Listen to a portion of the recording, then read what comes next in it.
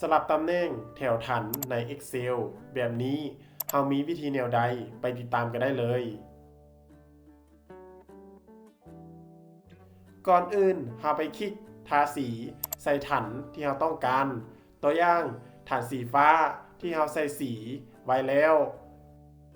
กด Shift ในคีย์บอร์ดค้างไว้บ่ให้วาง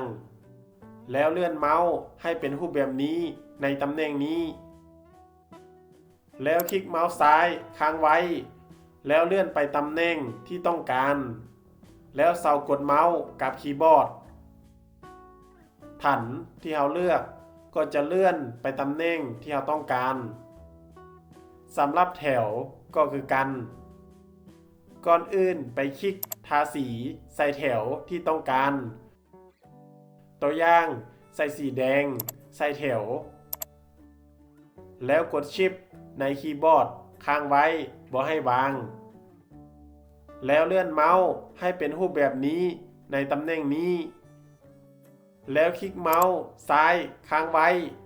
แล้วเลื่อนไปตำแหน่งที่ต้องการแล้วเซากดเมาส์กับคีย์บอร์ดแถวที่เราเลือกก็จะเลื่อนไปตำแหน่งที่ต้องการ